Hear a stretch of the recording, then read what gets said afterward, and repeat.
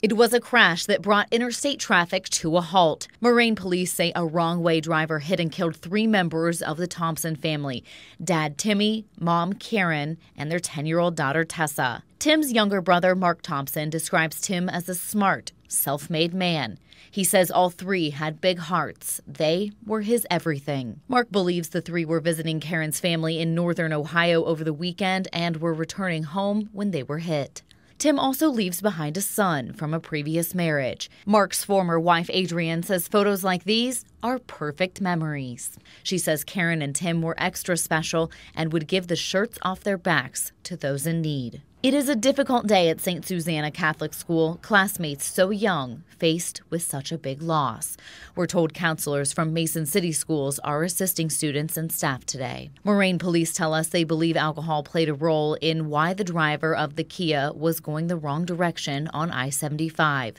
That driver was taken to the hospital while authorities continue their investigation. The driver was going the wrong way on I-75 southbound. As you can see, 75 behind me here obviously has reopened. The crash happened around 8 o'clock last night. However, they didn't get the scene cleared until after midnight. It took them that long because of that crash. Traffic was backed up for miles.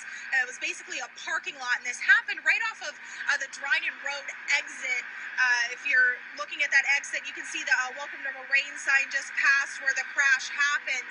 And again, people were sitting for hours waiting for that scene to be cleared, and it didn't open until just a few hours ago, shortly after midnight. It finally reopened. Now I'm currently working on finding out, talking with Ohio State Patrol on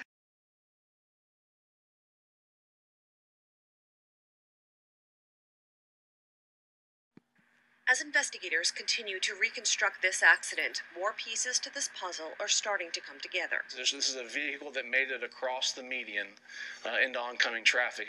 At this emergency turnaround just before the Dayton Road exit, St. Patrick's Day night, instead of making a turn, Moraine police say 21-year-old Abby Michaels drove north in the center southbound lane. 10 to 15 seconds later, they say she slammed into the Thompsons of Mason, killing 10-year-old Tessa and her parents, Karen and Timmy.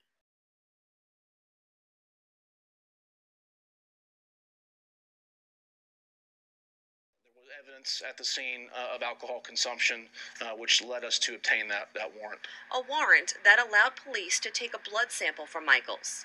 Kettering Municipal Court says the warrant has been sealed, therefore the public doesn't have access to it. According to a police report, Michaels was wearing a festive St. Patrick's Day shirt, multiple green plastic shamrock necklaces, and she had a temporary tattoo on her right cheek of an apparent beer mug. Investigators said there was fluid coming from her mouth, which medics identified as beer. Police say they also found a large cup with a Fireball whiskey logo in her purse, and the cup had a small amount of an unknown dark liquid in the bottom. It is a very serious offense that we're investigating. Moraine police say they're investigating the crash as a vehicular homicide, a crash that killed a beloved Taft Elementary School teacher, her husband, and their daughter, who was a shining star. And I just spoke with the Montgomery County Prosecutor's Office, and a spokesman tells me before any charges are filed, a homicide panel, which is made up of prosecutors, will review the case and then decide on any appropriate charges. As for Abby Michaels, police say she is still in the hospital, listed in serious but stable condition. Reporting live tonight in Mason.